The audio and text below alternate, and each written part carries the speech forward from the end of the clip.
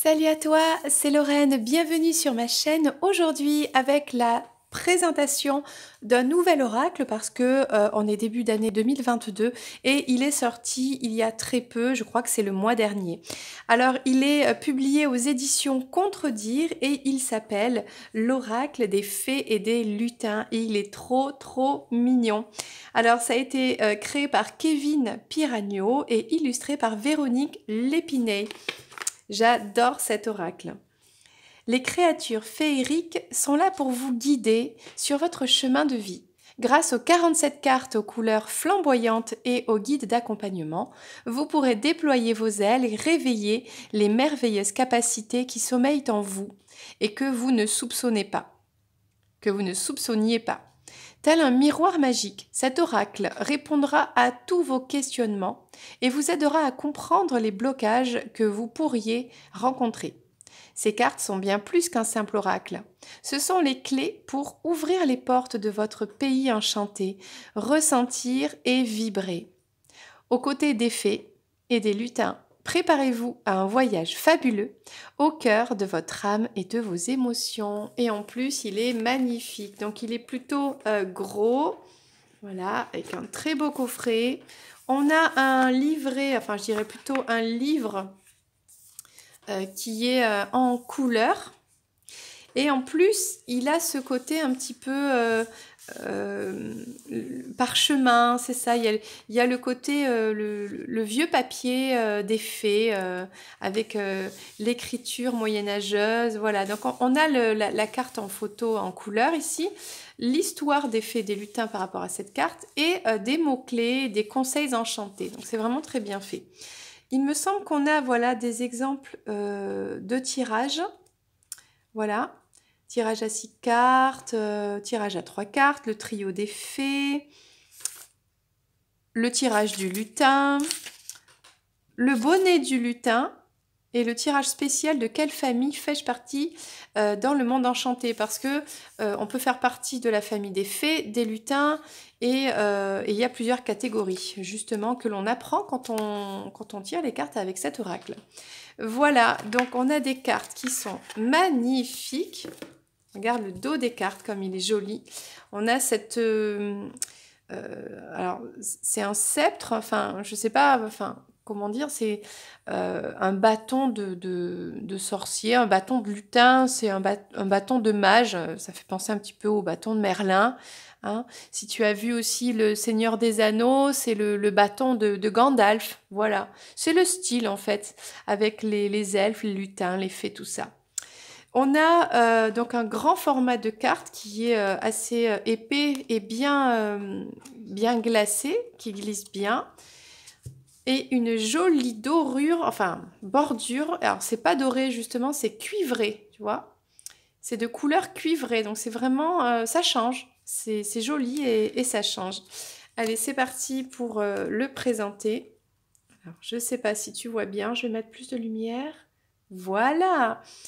Alors, il n'est pas dans l'ordre, mais bon, n'y fais pas attention parce que c'est un oracle et il n'y a pas d'ordre précis, il n'y a pas de suite logique. Le chant des serpents. Il était une fée, la lanterne éclairée, le royaume des songes, la fontaine encerclée, l'ami fée,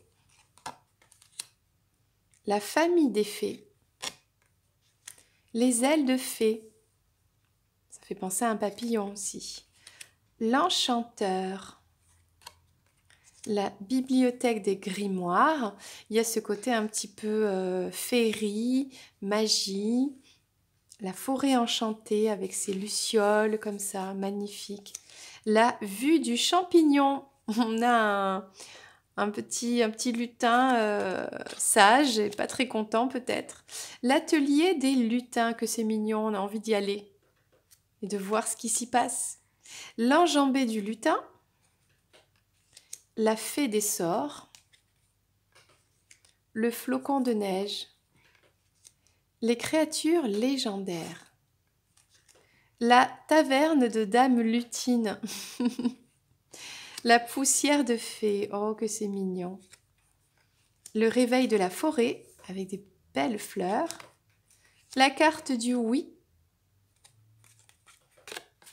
la cabane du lutin, elle est mignonne, hein, avec des champignons et tout.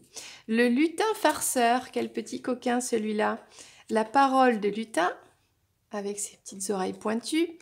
La carte du nom. Le lance-pierre. Le passage secret. Le chemin du lutin, avec un lapin. Donc le lutin, c'est petit, hein, c'est plus petit qu'un lapin. La fée de la création.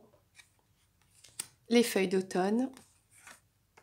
La famille des lutins, donc c'est là où on parlait tout à l'heure qu'il y avait plusieurs familles. Au fil de l'eau. Le pouvoir magique. La lune argentée. Très belle carte, vraiment. La clé dorée. La voici. C'est la même. Franchement, c'est la même. Trop jolie. La fontaine des fées. Regarde, elle est là, la petite fée. Ah, on a aussi la plume ici. Alors, on en était où? L'effet miroir. Je crois qu'il y a un jeu de mots là. Donc, l'effet miroir. Le troc. La fée des bois. L'arbre sacré. La famille des elfes.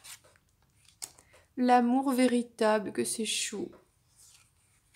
La poudre de comparaison. La famille des fées de l'eau. La plume de corbeau. Et la magie du présent. Et dernière carte, le feu de joie. Voilà. Donc ça, c'est l'oracle des fées et des lutins. Je vais te tirer une carte pour que tu comprennes. Voilà, celle-là, elle veut sauter. Comment ça fonctionne? On va prendre le livret et on va voir le message. Nous avons l'enjambée du lutin avec la carte numéro 15. Alors, qu'est-ce que ça nous dit? Donc, voici déjà le livre. Voici l'histoire de cette carte. Un lutin peut passer des mois, voire des années sur un projet pour ensuite ne pas obtenir les résultats qu'il espérait. Abracadabra, il ne baisse pas les bras. Avec de la persévérance, le lutin avance. Continuez à voyager vers les objectifs que vous vous êtes fixés. Les faits vous indiquent que vous n'allez pas droit dans le mur et vous rassurent. Une aide vous sera apportée, mais pour le moment, vous dépassez votre priorité. Certains compromis pourraient être de la partie. Chaque obstacle, même s'il paraît compliqué, peut être contourné. Avec des affirmations positives ici. Voilà le message pour toi de ce magnifique oracle, l'oracle des fées et des lutins. N'hésite pas à liker cette vidéo si elle t'a plu. Moi, je te fais plein de bisous. Je t'attends pour une prochaine vidéo. N'hésite pas à aller voir les autres oracles, les tirages intemporels, cliquer au hasard et voir s'il y a un petit message pour toi. C'était Lorraine. À plus!